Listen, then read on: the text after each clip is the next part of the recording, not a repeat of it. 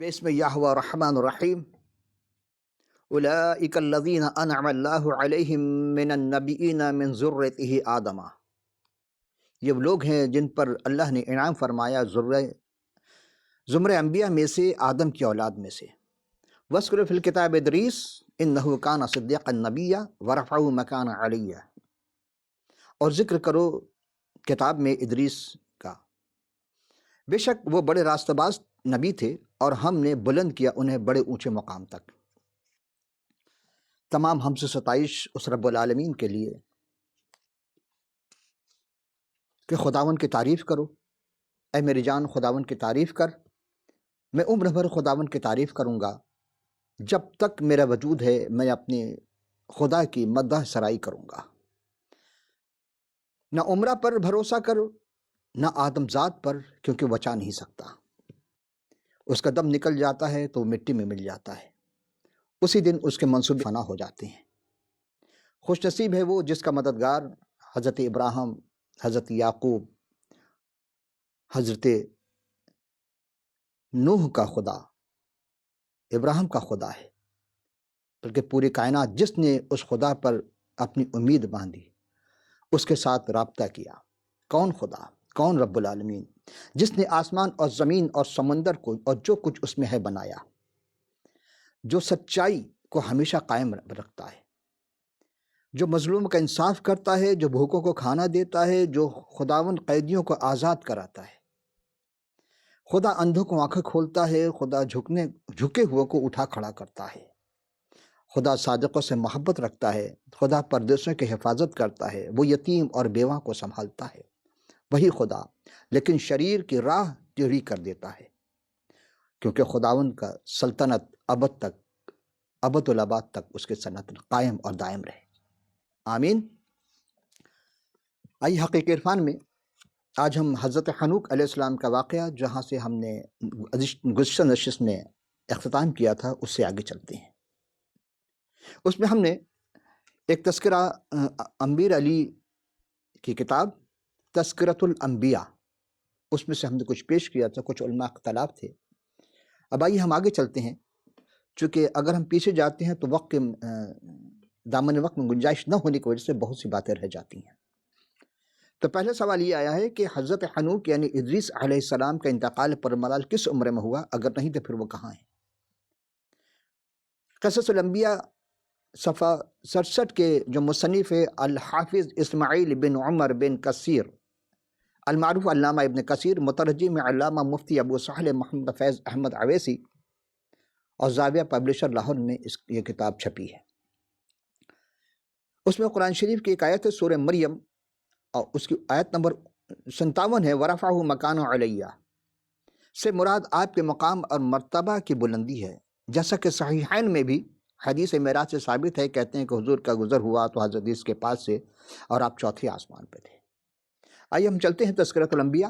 دوسرا سوال، تذکرۃ الانبیاء از امیر علی، اور صفحہ نمبر 92 میں وہ کیا لکھتے ہیں کہ علماء کے مختلف علماء کے اختلاف کے بارے میں، کہ حضرت حنوک یعنی ادریس علیہ السلام کے بارے میں معلومات حاصل نہیں ہو سکیں۔ ان کا کہنا ہے کہ ان کے بارے میں معلومات حاصل نہیں ہو سکیں۔ اس میں علماء بہت زیادہ اختلاف رکھتے ہیں، اور وہ لکھتے ہیں کہ انجیل جلیل میں کے مطابق آپ کی عمر 365 برس تھی۔ یہاں پھر سوال پیدا ہوتا ہے کہ ابو حاتم نے جو روایت نقل کی ہے، یعنی ابو حاتم سے جو روایت نقل کی گئی ہے کہ فرشتہ اور ملک الموت کا مکالمہ ہوتا ہے، اور فرشتہ کہ روح قبض کرنے والے، یعنی وہ فرشتہ ملک الموت جس کو کہا جاتا ہے، اس کو روح کرنے کا واقعہ ہے۔ اور اس طرح ہے کہ امیر علی صاحب نے بھی لکھا ہے کہ علماء میں بہت اختلاف ظاہر ہے کہ حضرت حنوک کی عمر 365 برس، اور وہ کہتے کہ انجیل سے ثابت ہے۔ میں عرض کر دوں کہ انجیل جلیل میں عمر کا ذکر نہیں ہے، البتہ ایمان کا ذکر ضرور ہے، جس کا ذکر ہم حضرت حنوک کے قصے کے آخر میں عرض کریں گے آپ کی خدمت میں، تو آپ ضرور اس وقت تک ہمارے ساتھ رہیے گا۔ پروردگار عالم آپ تمام کو برکت عطا فرمائے۔ آئیے ایک اور روایت کی جانب، اور یہ ہے ابی تجدیح مجاہد سے روایت کرتے ہیں۔ وہ لکھتے ہیں وَرَفَعُ مَكَانَ عَلَيَّ میں اس بات کا تذکرہ ہو رہا ہے کہ حضرت ادریس فوت نہیں ہوئے، بلکہ آپ بھی حضرت عیسیٰ علیہ السلام کی طرح زندہ آسمان پر اٹھا لیے گئے۔ یہ کہنا کہ ابھی آپ زندہ ہیں، اس میں غور و فکر کی ضرورت ہے۔ اگر مقصود یہ ہے کہ آپ کو زمین سے زندہ اٹھا لیا گیا اور آسمان پر ان کی روح قبض کی گئی، تو اس میں پہلے قول جیسے کہ کعب ابن احبار کے روایت میں ہے کوئی فرق نہیں۔ پھر لکھتے ہیں واللہ اعلم بالصواب۔ تو آئیے ایک اور حدیث اسی آیت سے متعلق، اور عوفی ہیں، متعلق ہے عوفی حضرت ابن عباس سے روایت کرتے ہیں کہ حضرت ادریس کو 7ویں آسمان کی طرف اٹھا لیا گیا اور آپ کی وفات آسمان ہی پر ہوئی، جبکہ ضحاک نے بھی یہی کہا ہے، اور یہ بھی قصص الانبیاء میں بھی ہے۔ اور ایک اور حدیث جو 4تھے آسمان سے متعلق ہے کہ آسمان پر ہے، اور یہ صحیح ہے، لیکن پروگرام قصص الانبیاء میں ہم آپ اس دوسرے پروگرام کی جانب چل رہے ہیں۔ آج ہمارے حضرت حنوک سے مطلب یہ دوسرا پروگرام شروع ہو گیا ہے۔ اس میں ایک سوال کیا گیا تھا کہ حضرت حنوک کا انتقال پر ملال کس عمر میں ہوا؟ اگر انتقال نہیں تو پھر وہ کہاں ہیں یا کہاں چلے گئے؟ ایسے اس سلسلے میں ہم آپ کی خدمت میں سابقہ نشست میں کئی روایت بھی پیش کر چکے تھے، آج بھی ہم نے چند روایت آپ کی خدمت میں پیش کی۔ البتہ صرف اتنا کہیں گے ان تینوں روایت جو آج ہم نے خدمت پیش کی کلام رب سے ہٹ کر قیاس آرائی کی بنیاد پر کی گئی ہے۔ معاف کیجیے گا، جہاں قیاس آرائی کی جائے گی وہاں اختلاف ضرور پائے جائیں گے، چونکہ درست بھی ہو سکتی ہے قیاس اور غلط بھی۔ اور جب ہم کلام سے ہٹ کر رب العالمین کے کلام سے ہٹ کر کوئی بات کریں گے تو ظاہر سی بات ہے کچھ نہ کچھ اختلافات تو ضرور پیدا ہو جاتے ہیں، چونکہ کلام رب میں جب کلام انسانی کی آمیزش ہوگی تو حقائق کچھ کے کچھ نظر آتے ہیں۔ اس لیے ہم کلام رب کو افضلیت قرار دے رہے ہیں کہ ہمارے لیے افضل جو ہے پروردگار عالم کا کلام ہے، وہ اس کو بلند ہونا چاہیے۔ حضرت حنوک یعنی ادریس علیہ السلام سے متعلق ہے کہ وہ ہر قوم کو ان کی زبان میں تبلیغ کر رہے تھے، اور لیکن یہ واضح نہیں ہے کہ اس وقت کتنی زبانیں بولی جاتی تھیں، جبکہ اس وقت سب ایک ہی زبان بول رہے تھے۔ اس وقت زبان میں اختلاف نہیں پائے گئے تھے، صرف سب کی ایک ہی زبان تھی۔ اور قیاس اور روایت کی بنیاد پر خدا کا دین ہم قائم نہیں رکھ سکتے، اور جتنے ہم قیاس آرائی کی بنیاد پر دین کو رکھیں گے اس میں اختلاف پڑتے ہوں گے اور فرقے بنتے چلے جائیں گے، اور پھر اس میں اختلاف پیدا ہو جائیں گے، چونکہ سب کہے گا کہ جی ہمارے علماء نے یہ کہا، ہمارے نے یہ کہا، ہمارے نے یہ کہا، لیکن ہم یہ کہتے ہیں کہ رب کیا کہتا ہے، اس کے کلام کو ترجیح دیں گے، کیونکہ کلام خدا سے ہوتا ہے، اور جہاں کلام خدا ہوتا ہے وہاں اختلاف جنم نہیں لیتے بلکہ محبت جنم لیتی ہے۔ حضرت نوح کے عہد میں ایک سیلاب آیا جس سے ساری دنیا غرق آب ہو گئی، اور گاد کی وجہ سے سب تہو بالا ہو گیا، اور اس کی مثال سونامی، پوری دنیا میں مشہور ہے سونامی آیا۔ اور کیا 100 سال کے بعد کوئی قیاس آرائی کر کے بتا سکتا ہے؟ اب تو بہت ساری چیزیں ہیں نا، نقشے ہیں، اس میں نقشے میں دیکھے جا سکتے ہیں کس علاقے میں کون سے محلے، لیکن جب پورا شہر تباہ ہو گیا تو آپ کیسے بتا سکتے ہیں کہ فلاں محلے میں یہ لوگ آباد تھے، اسلام کے لوگ تھے؟ ریکارڈ تو سب ان کا ختم ہو گیا۔ جی تو اب کون سے علاقے میں کون کون سے محلے آباد تھے، یہ ہم 100 سال کے بعد اگر قیاس آرائی کریں گے تو غلط ہو سکتا ہے۔ ایسا ہی کہ ہر چیز کا ایک ریکارڈ موجود ہے، لیکن اس کے باوجود بھی کہیں نہ کہیں کوئی غلطی ہو جاتی ہے۔ اب ہم حضرت حنوک کی عمر سے متعلق ملاحظہ فرمائیے کہ وہ 65 برس کے تھے، جبکہ اس میں لکھا ہے کہ 100 کا اضافہ نے لکھا گیا کہ 165 برس میں متوسلہ کی پیدائش لکھ گئے، جبکہ 65 برس میں تھے تو آپ کے فرزند ارجمند حضرت متوسلہ کی ولادت بسعادت ہوتی ہے۔ اسی طرح حضرت حنوک کو مختلف زبان میں مختلف نام سے بتایا گیا ہے۔ پھر صرف یہی نہیں کہوں گا بلکہ علامہ اقبال کا وہ شعر کہ حقیقت خرافات میں کھو گئی، حقیقت خرافات میں کھو گئی، یہ امت روایات میں کھو گئی۔ ہم حقیقت کو آیات کی روشنی میں دیکھیں، روایت میں دیکھیں گے تو اختلافات پیدا ہوں گے، اختلاف ہوں گے تو نفرتیں جنم لیں گی، جب نفرتیں جنم لیں گی تو پھر کچھ تو خون ہوگا۔ یہ خدا کی زمین کو ہمیں انسانوں کو بچانا، اصل مقصد ہے انسان کو بچا کر کے اس رب تک میں لانا ہے۔ یہ اصل انبیاء علیہ الصلوۃ والسلام کا، تمام انبیاء کا یہی وتیرہ رہا ہے۔ ان کا منشا یہی تھا کہ بھولے ہوئے انسان کو، بھٹکے ہوئے انسان کو خدا سے رابطہ کروانا، یہ ہے اصل منشا۔ اب ایک اور بات جو تلخیص اور ماخذ یعنی از قصص الانبیاء، تالیف ہے قاضی زین العابدین سجاد میرٹھی صاحب، صفحہ 45 تا 47 میں رقم تراز ہیں کہ حضرت ادریس علیہ السلام نے دنیا کو 4 حصوں میں تقسیم کیا۔ ان 4 مختلف حصوں میں جو بادشاہ مقرر کیے گئے تھے ان کے نام یہ ہے ایلاوس، زوس، اسقلیبوس اور زومس۔ زومس کے نام انہوں نے 4 لکھے ہیں، زوس مامون یا ابلاس امون یا بیسخلس۔ ان میں اسقلیبوس سب سے زیادہ عظمت والا، قوت والا تھا۔ اس نے آپ یعنی ادریس علیہ السلام کی امت کو قوانین شریعت پر چلانے کی جد و جہد کی۔ بادشاہ ہمیشہ اپنے قانون چلاتے ہیں، نبیوں کے نہیں۔ ہاں، نبی اگر خود بادشاہ ہے، جیسے حضرت داؤد خود بادشاہ تھے، سلیمان خود بادشاہ تھے، تو انہوں نے احکام الہی کی پابندی کروائی۔ یہ ہم جب آگے چلیں گے حضرت داؤد علیہ السلام، حضرت سلیمان علیہ السلام کے بارے میں، تو ہم وہاں اس چیز کی آپ کی خدمت میں تفصیل پیش کریں گے۔ پھر خود بھی راہ راست سے منحرف ہو گیا، کون؟ بادشاہ۔ تو جب وہ احکام شریعت کے مطابق ان کی شریعت کو لے کر چل رہا تھا، ان کے احکام پر چل رہا تھا، پھر وہ کیسے منحرف ہو گیا؟ اور اس نے حضرت ادریس علیہ السلام کی محبت میں گمراہ ہو کر ہیکلوں اور عبادت گاہوں میں ان کے بت بنا کر رکھ دیے۔ یہ قصص الانبیاء تالیف ہیں علامہ ذوالفقار علی ساقی، صفحہ نمبر 88۔ مزید لکھتے ہیں کہ یہ قول مجاہد اور دیگر مفسرین نے اختیار کیا، یعنی اس آیہ کریمہ کے بارے میں جس میں حسن بصری علیہ رحمہ ارشاد فرماتے ہیں کہ حضرت ادریس علیہ السلام کو آسمان پر اٹھا لیا گیا، اور بعض تو یہ کہتے ہیں کہ آپ کو اپنے والد بزرگوار بردمن محائل کی زندگی میں اٹھا لیا گیا تھا، واللہ عالم بالصواب۔ بعض اہل علم کا کہنا ہے کہ حضرت ادریس یعنی حضرت نوح علیہ السلام سے پہلے نہیں ہوئے، بعد میں ہوئے، بلکہ ان کا زمانہ حضرت یعقوب کے زمانے کے بعد کا ہے۔ آپ روایت دیکھیں کہ حضرت ادریس کا تعلق جو ہے نوح کے بعد سے ہے، بلکہ بعض کہتے ہیں حضرت یعقوب علیہ السلام کے بعد کا زمانہ ہے۔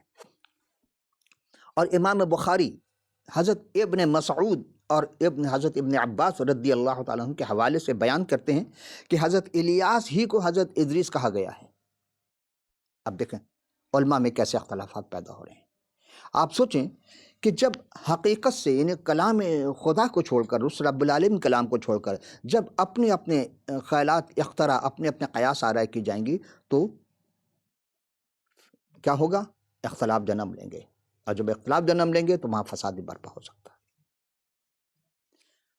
اس بات کی تائید میں حدیث معراج پیش کی جاتی ہے کہ اور جسے امام زہری نے روایت کیا ہے کہ حضرت نبی کریم کا گزر ہوا تو حضرت ادریس نے خوش آمدید صالح بھائی اور صالح نبی کے الفاظ سے استقبال کیا۔ ایک اور روایت اس بات کی تائید ہے کہ حضرت ادریس نے یعنی کہ معراج کی والی بات ہے، معراج پیش کی جا سکتی ہے کہ جسے امام زہری نے نبی کریم کا گزر ہوا تو حضرت ادریس نے خوش آمدید بھائی صالح کہا اور صالح نبی بھی کہا، یعنی استقبال کیا آپ کا بھائی صالح کر کے اور صالح نبی کر کے۔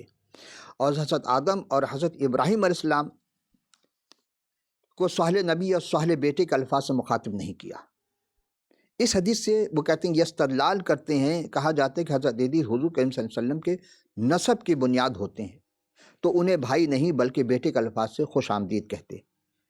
پھر لکھتے ہیں کہ ضروری نہیں، کیونکہ بعض اوقات راوی کو اچھی حدیث یاد نہیں ہوتی۔ کسے؟ راوی کو۔ المیزان ایک کتاب ہے اہل سنت حضرات کی علماء کی لکھی ہوئی، جس میں 80% راوی کو اسی طرح کہا گیا ہے۔ کسی کا اذہان صحیح نہیں، کسی کچھ صحیح نہیں، کسی کچھ صحیح نہیں۔ 20% کو کہتے ہیں کہ کسی حد تک ان میں حقیقت پائی جاتی ہے۔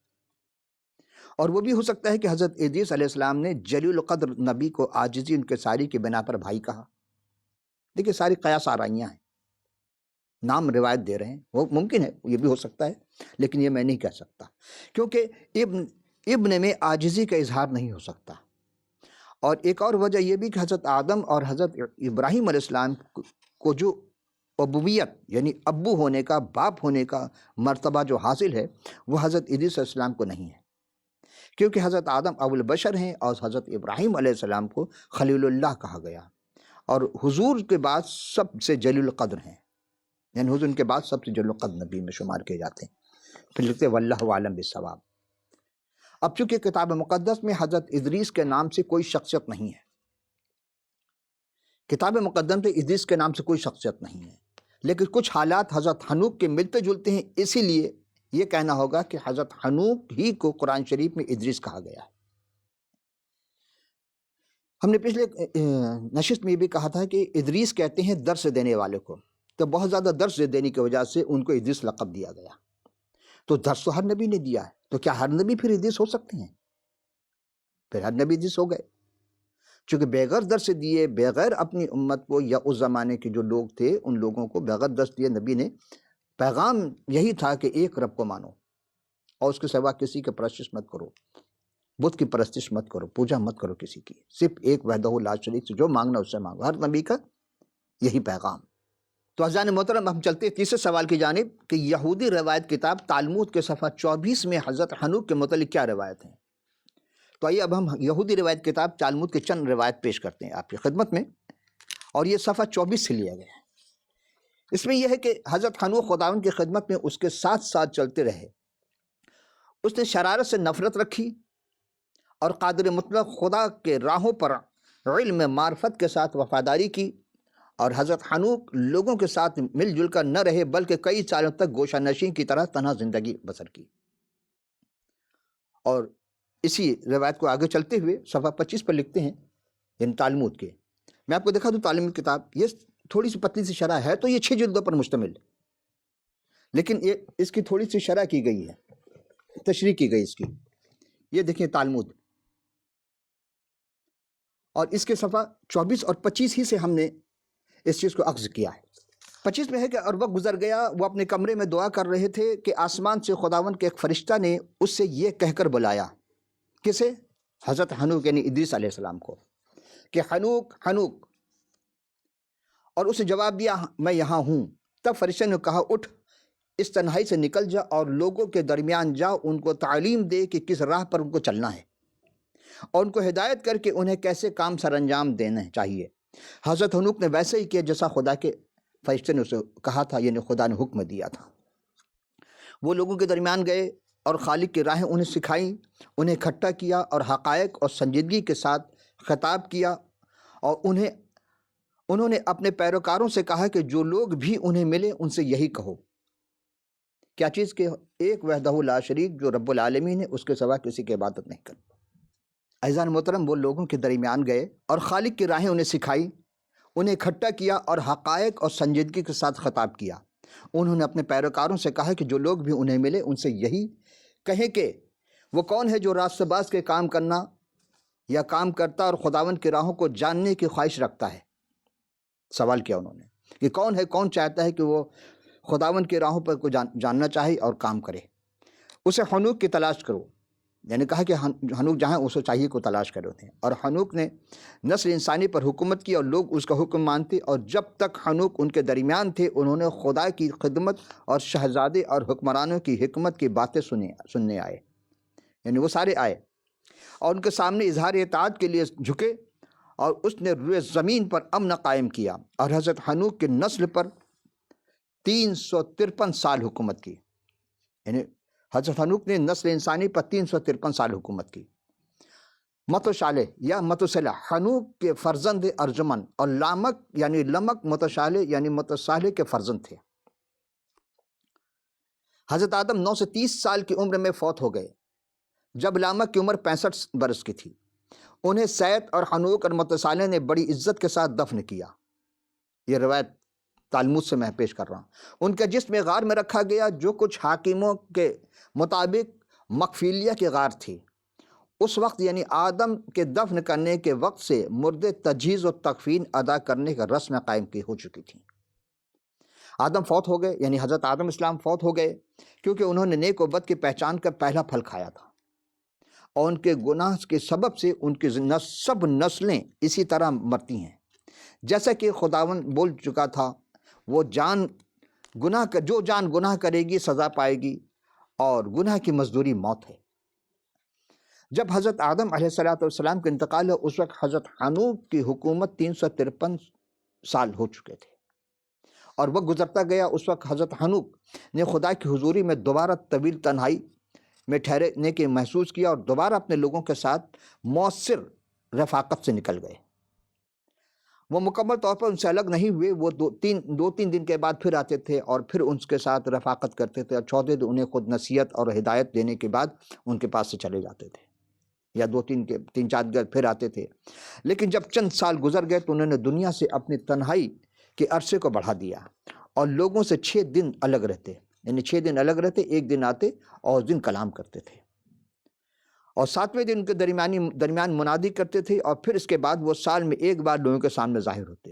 ان وقت کے ساتھ ساتھ ان کے اوقات ملاقات نسل انسانی سے کم ہوتا چلا گیا، اور لوگ ان کو دیکھنے اور ان کی آواز سننے کے خواہشمند ہوتے تھے۔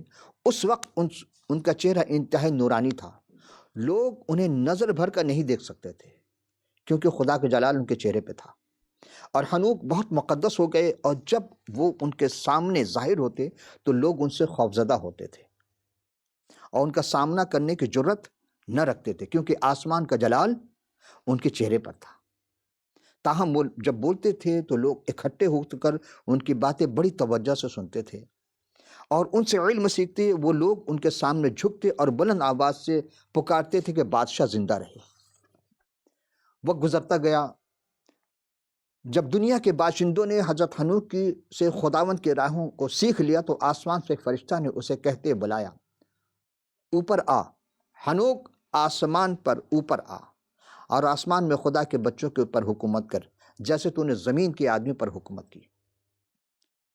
تب حضرت حنوک نے لوگوں کو اکٹھا کیا، ان سے کہا کہ مجھے آسمان پر بلایا گیا لیکن میں نہیں جانتا کس دن اوپر جاؤں گا، اس لیے جانے سے پہلے تمہیں نصیحت کرتا ہوں ان باتوں کو بار بار دہرانا جو تم میرے ہونٹوں سے سن چکے ہو۔ حضرت حنوک نے لوگوں کے درمیان ہم آہنگی، امن کو قائم کیا اور ان کو ابدی زندگی کے راہ پر ڈالا۔ ان کے پیروکاروں نے جہاں کہیں آدمی رہتے تھے ان کے درمیان بلند آواز میں اعلان کیا کہ جو زندہ رہنا چاہتا ہے اور خدا کے راہوں کو جاننے کا خواہش رکھتا ہے اسے حضرت حنوک کی تلاش کرنے دو تاکہ وہ اس سے سیکھے، اس لیے کہ وہ ہمارے درمیان سے اور زمین پر اٹھا لیے جائیں گے۔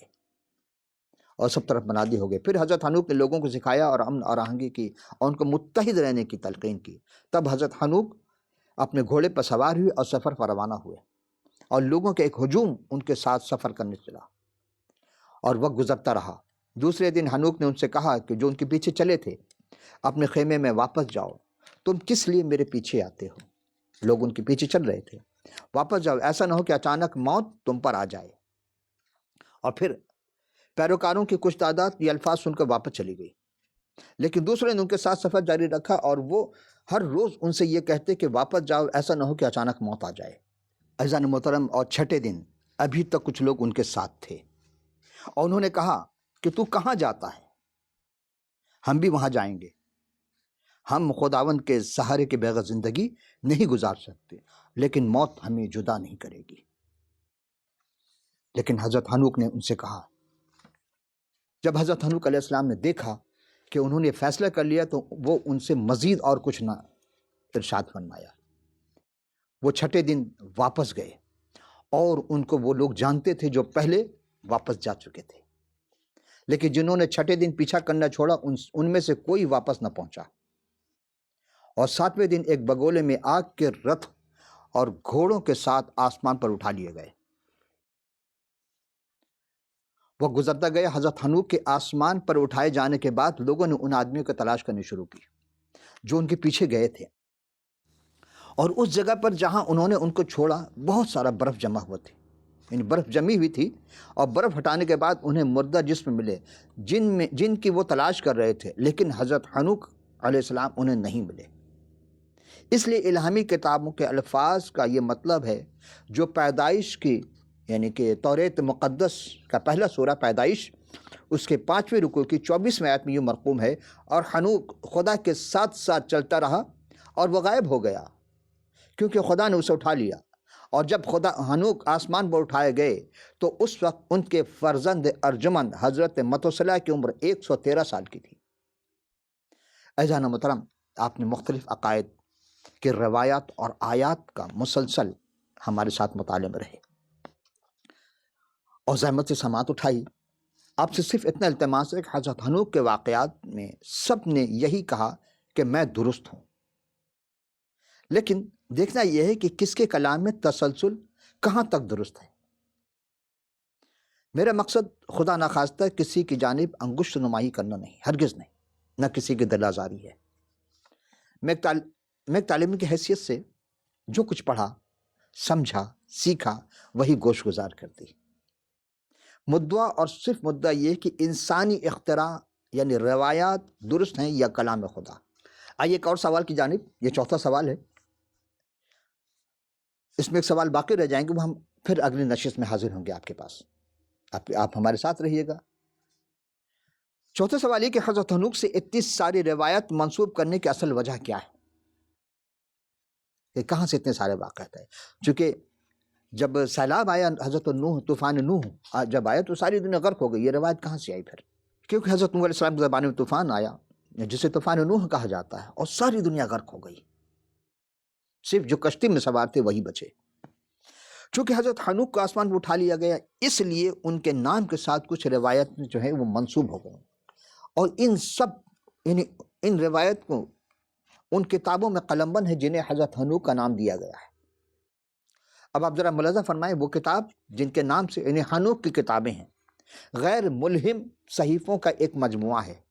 ملہم کسے کہتے ہیں؟ یعنی غیر الہامی صحیفوں کا ایک مجموعہ جو مختلف اشخاص نے تحریر کی اور ترتیب دی۔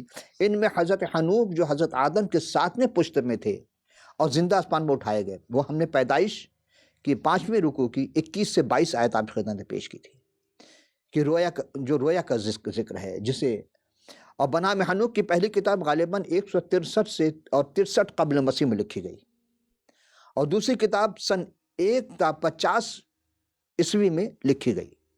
ممکن ہے کہ یہودا کے خط کی آیات 14 اور 15 میں حنوک کی پہلی کتاب کا اقتباس پیش کیا گیا ہو۔ عزیزان محترم، اب دامان وقت میں ہمارے پاس گنجائش نہ رہی، تو اگلا سوال جو ہے وہ ہے حنوک کی حیات طیبہ کا خلاصہ قرآن شریف اور کتاب مقدس یعنی توریت مقدس سے ہم پیش کریں گے۔ تو اگلی نشست میں پھر حاضر ہوں گے، اس وقت تک اجازت، خدا حافظ ناصر۔